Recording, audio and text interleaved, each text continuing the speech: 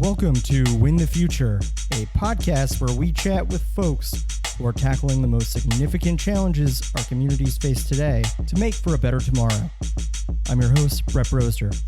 This is episode number 16. Hello, everyone, and welcome to another episode of Win the Future.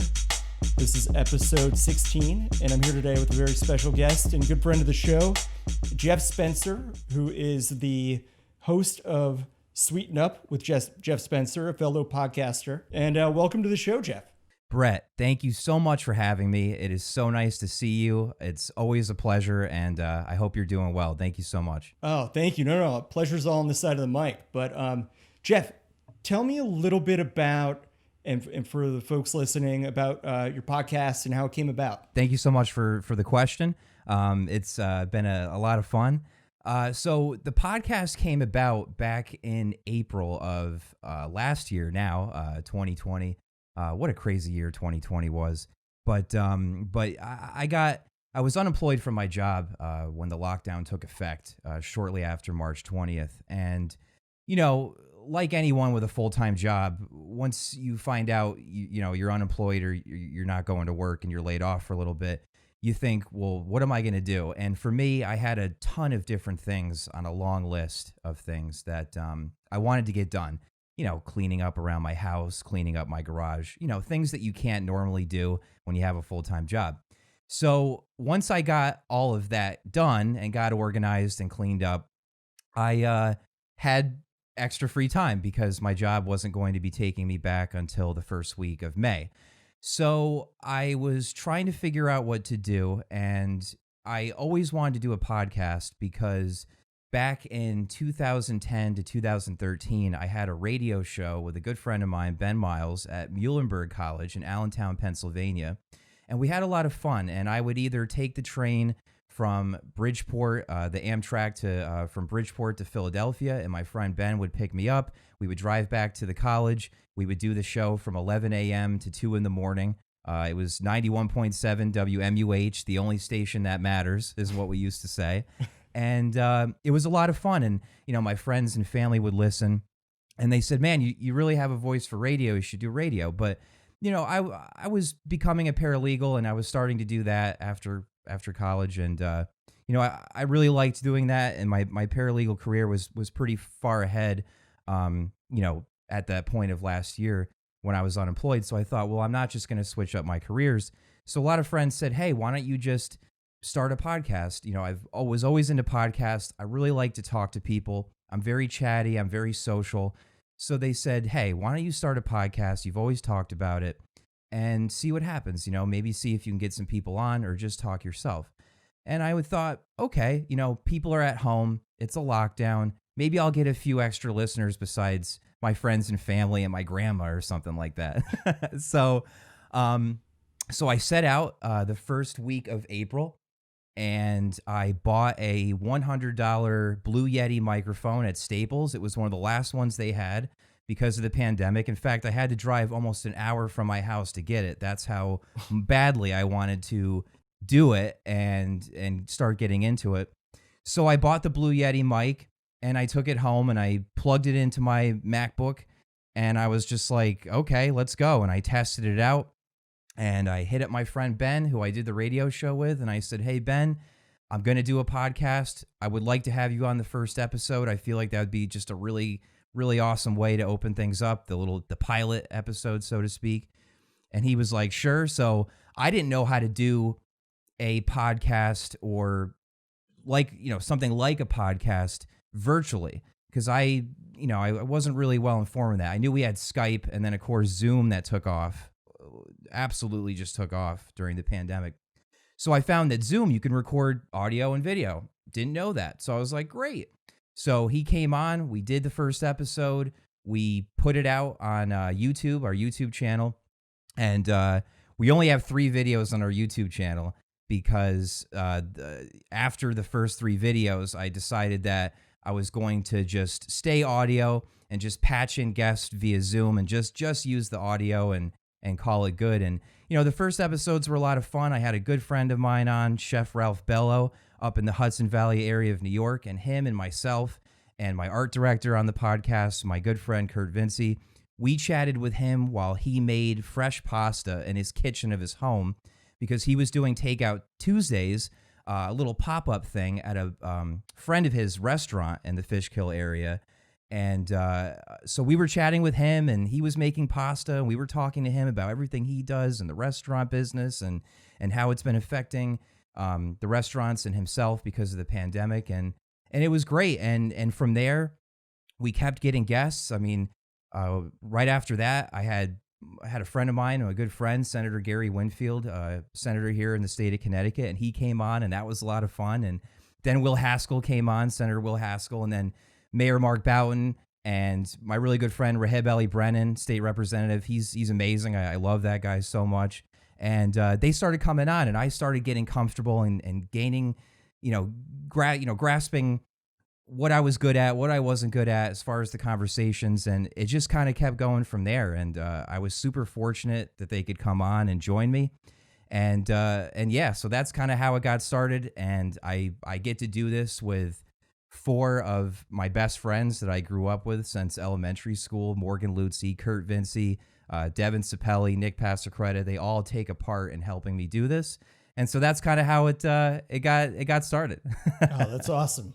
And yeah, your mix of guests between local businesses and some elected officials is fantastic. And how do you balance the questions you ask between those two? Obviously, kind of not necessarily different audiences, but definitely a different set of questions. One of the things about the podcast is we wanted to have sort of a back and forth. We didn't really want to stay in one space. We thought, hey, let's have a politician this week, maybe 2 back to back, but then let's break it up and have a restaurant owner or something like that. And the questions vary because, with politicians, it's interesting. Some of them have just gotten their start. Some of them have been doing it for a long time. And the big thing about the podcast is I'm super curious about people's stories. Why is it that you do what you do? Where does that passion come from? Where does that drive come from? Is it something that you've always had inside you and you've done forever? Or is it something that recently inspired you and you just started and dove into it? And, one of the really cool things is that I learned so much. And I really hope, one of the big things is that if someone can listen to the podcast and learn something and be inspired to do positive things, that's really what it's all about. So the questions are really geared, for, why is it you do what you do? But not only why is it you do what you do, but once you start doing what you do, what are the positive things you're bringing to the community? What are some really great things that you've done that can inspire others? And so those are kind of the questions, just trying to dig in, really understand these people, what they do in their free time. Because one thing for me was, there's so many great places that I like to visit, whether it's a local store or a local restaurant in my town of Newtown or wherever it might be. And you have a bunch of places that you go and you like to go. And you go in there and you eat your meal and it's great and you have a great time and then you leave and go home. But the owner and the people that work there, they have a story. Why did they start their restaurant? What do they do in their free time? And I think it was really interesting to shine a spotlight on the people who own the places you love to go to. And the Newtown community has been so supportive and amazing my entire life. And so one of the places I started was in my town with the places I like to go to on a regular basis. So the questions are sort of the same. Really, why is it that you do what you do and everything like that? But yeah, it will vary based on, the politicians and businesses. But one thing I noticed at the end of the day, whether it's a politician, a business owner, a restaurant owner, a CEO, a chef, musician, all those people come on the podcast, is that there's one common goal at the end of the day is to breed positivity, spread positivity, be respectful to people, treat people the way you want to be treated, and give back to the community. That's amazing. And What is the most interesting thing you've heard or the biggest wow moment personally that you've had thus far doing the podcast? So far in the podcast, I would say that the biggest wow moment is when the guest tells me exactly what I just said to you, that, what they're doing inspired somebody else to do something, or them owning a restaurant and going through, the trials of that and opening it inspired someone else to open a restaurant. I think one of the really awesome things also from doing the podcast last year and into this year is hearing the stories of folks who, in the eyes of a pandemic, with everything that's going on, when last year and now this year, because the pandemic is still going on, a lot of things seem unachievable given the current environment. And I've been so inspired by the people who have come on who have opened a business during COVID, or didn't let COVID stop them from achieving their dream. They just took it to another level. They just said, oh, okay, COVID, no worries. I'm going to still open my place.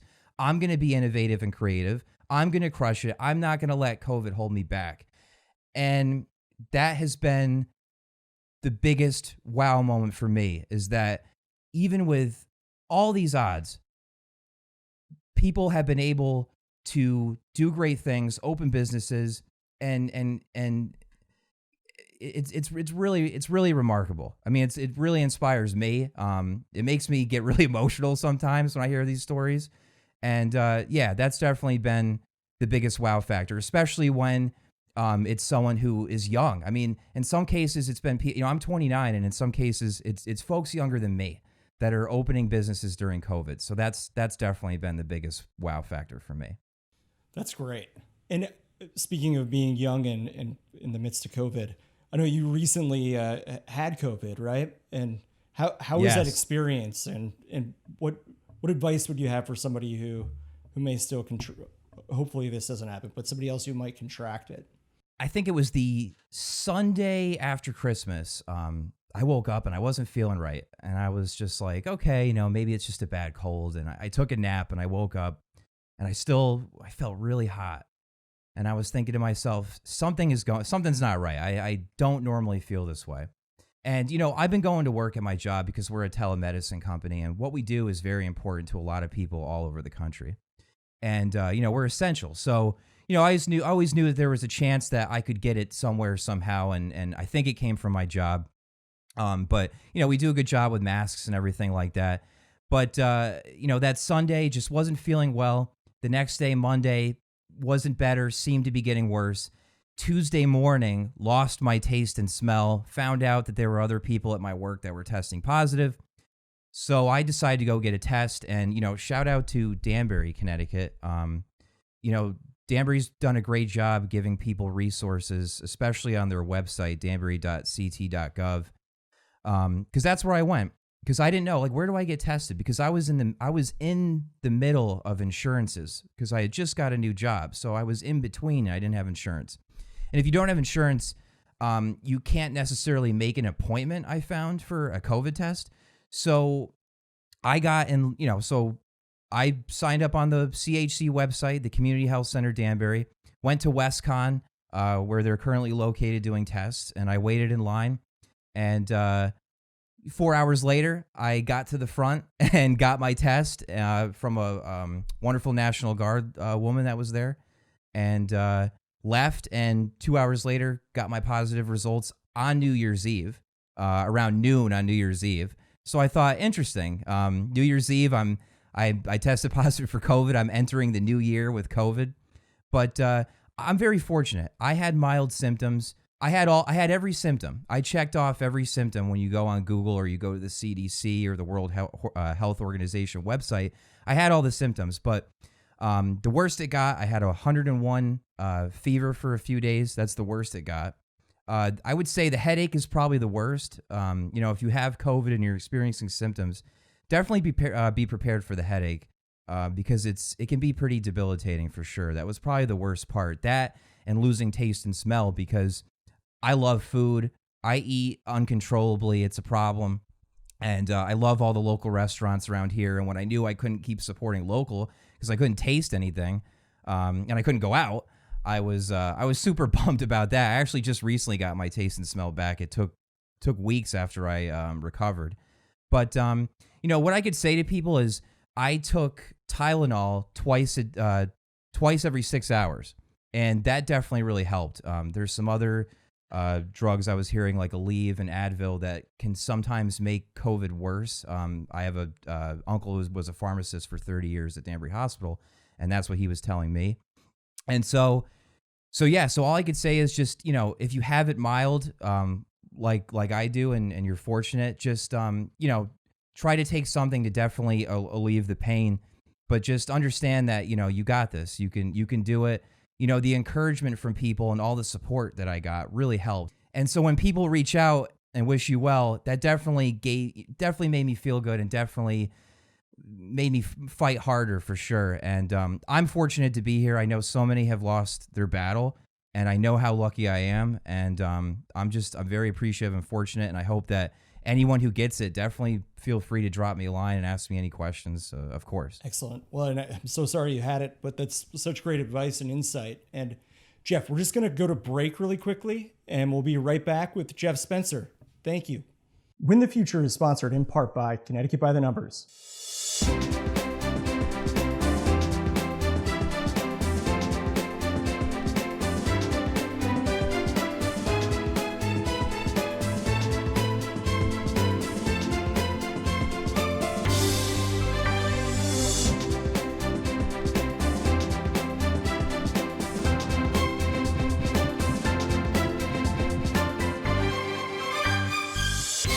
We're back for the second half of the interview with Jeff Spencer, who is the host of the podcast Sweeten Up with Jeff Spencer, which is tough for me to say with my braces, but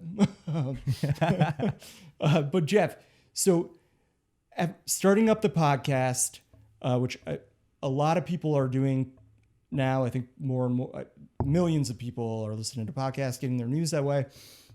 What was the toughest part about starting up? It's interesting. Starting up really actually wasn't tough, which I think is actually kind of cool and intriguing for anyone who wants to get into it, because, I had the time. Obviously when I went back to my job, finding time was interesting, but, my job was flexible, made it work, and my new job is really great. They're huge supporters of my podcast. I think it's really awesome what we're doing. And trying to inspire people and hear these stories and spread positivity. And, it was pretty easy. I mean, you don't have to go crazy on a microphone. You can buy a $10 microphone. I mean, it really doesn't matter. If you got something interesting to say, people are going to listen regardless of the quality, what it's like, anything like that. Obviously, quality is definitely important, but, and there's so many free podcasting, platforms and RSS feeds where you can just literally sign up for free and just start uploading your podcast, and they send it off to all the other podcast platforms. Right now we're with Anchor.fm, and we've been really enjoying being with them because it's super easy. You record the podcast, you drop it in, and that's it. Now, one area that's kind of difficult for sure, on keeping it going and keeping it structured, so to speak, is that, there's a lot of editing that goes into it. If you don't want to just, if there's something that you said, or maybe you said a lot of ums or uhs or buts, or you popped a lot in the mic, there's certain edits that have to take place for it to sound good. And I'm so fortunate that a good friend of mine, Morgan Lutzi, he does the music. He's the guy who made the theme song for the podcast, and he edits it, and he spends hours, really making it sound good and making me sound good, which is really nice. And then, finding someone to do your artwork. Luckily my friend Kurt, he's been an animator for years and years, Kurt Vinci of Oculus Animation. And he does the artwork. My friend Nick Pasacreta, he worked for MLB.com as an editor and writer. So he helps edit and write everything we do that involves editing of any kind or writing of any kind, whether it's questions or posts online or emails to guests, to make sure that we're buttoned up and doing the best we can to look professional. And my friend Devin, he helps any way he can. He works a lot. So I like to just give them an honorable mention here and there. And I appreciate them. And I think that's one of the hardest parts is, you know, having them allows me to just sit down in front of the mic and talk with the guest. And then when I'm done talking, they take care of the rest for me so I can just focus on doing what I do. We each have our role. So I guess what I could say is starting a podcast isn't difficult. You can find a free platform. You can start recording with whatever you've got. You can record with your iPhone. I mean, iPhone quality recording through the iPhone is great. I mean, you could literally just record right on the Anchor.fm app and just hit upload and it'll just upload. But if you want to really get more, technical with it and everything like that, definitely having a team is definitely a big thing. It can definitely help you focus on what's important for you. No, that's great. And I would imagine, to your point, your job has been great about supporting the podcast, but still the work-life balance and I guess work and then life, considering that the podcast is a job in and of itself. But can you talk a little bit about how you've managed to do that? I owe my friends, my team on the podcast so much, because without them, I don't think I'd be able to keep doing this with my full-time job. Because while I'm at my job working, Kurt's doing my merch store, putting my merch store together for the podcast, or he's working on a logo, or he's doing some animation for the podcast, or, my friend Morgan is working on, a new transition song in between my intro and coming, and the guests coming on, and he's going through my whole podcast episode, my recent one, to listen to it, and he's putting in the intro and the outro and the music, and he's putting everything together, and my friend Nick is researching the guests and doing the writing, and that is really what has allowed me to continue to do this with my full-time job, because without that, it would be a lot. It would be a lot. I would be coming home from work and I would be spending hours editing, hours working on the podcast myself. And the fact that I have this help has allowed me to keep going. And I'm extremely, extremely appreciative of my friends. They really, I say this in the outro all the time. Huge thanks to the guys who make it all happen. Love it. What other podcasts do you listen to? I'm a huge, back when it was still on, the Church of What's Happening Now with Joey Diaz was probably my favorite podcast I've ever listened to, ever, because he had such a way of just talking and relaying experiences in his life to make you feel at ease. Back in 2019, I unfortunately lost my mom, and she was my best friend, period. And it was really tough for me. And he had lost his mom when he was in high school, and he would talk about her on the podcast from time to time, about how, the day that she passed and how he thinks of her and this and that. But he would give people advice on how to deal with it, how to handle it. Don't give up. Don't let it get, be positive, stay strong, stay busy, do things that, do things that you can pay respect to the ones you lost. And I really liked that. I really liked that a lot about him. He was very real. I like realness in podcasts. And so I really like to listen every once in a while to WTF with Mark Maron. I really do like this new podcast called Win the Future. It's really, really good. This guy, Brett Broser, does a really, really awesome job. I heard he's a prick. Fitzdog Radio is really good with Greg Fitzsimmons. He's another real guy who just talks about real things. Breaking Bread with Tom Papa, I'm a big fan of. Really love Tom Papa, another really down-to-earth, really cool guy. And, my old job, I used to commute almost an hour, and now my new job, I commute 10 minutes. So podcasts used to be the thing I would listen to, and now I don't listen too much because my commute's a little different. And but those are some I like to listen to. Pod Save America, I also do enjoy as well. All the more reason why people who are listening to this should go and check out Jeff's podcast. We'll have a link to it in the show notes, and I'm a huge fan myself. And speaking of which, on the local restaurant front, my wife has Bar 333 in Milford. If you haven't been there, check it out. Waiting for me downstairs, so I got to go get some food. But Jeff, I can't thank you enough for doing this. This is great. Everybody check out Jeff's podcast. And Jeff, any departing words? First of all, Brett, thank you so much. You are such a positive light. You're really awesome. I'm so glad that we got to connect last year in such a hectic year. I've met so many great people in the last year, and you were truly one of them. You're special. I really appreciate your friendship. I love what you're doing. And really all I could say to end the podcast is, respect people. Be a kind person. Here in Newtown, with everything that we've unfortunately had to experience, you just be kind. Be kind to everyone you meet, because you have no idea what they might be experiencing. You don't know their struggles. You don't know what could be going on behind their face. They could be going through a lot. And I just wish that more people could treat others the way they would want to be treated, with respect and dignity and compassion. And I just really hope we get more of that, because that's really what we need. And the more we do that, the more positive things can happen and everyone can grow. It's amazing, Jeff. And the admiration and friendship consideration is mutual. And thank you so much for being on. And you're the man, Jeff. Appreciate it, buddy. Thank you, Brett. Take care, bud. Thanks. Take care. Thank you, everybody, for listening. Appreciate it. Thank you for listening to the Win the Future podcast, sponsored by the strategic communications firm, A Better Campaign. Make sure to visit our website at abettercampaign.com/win the future.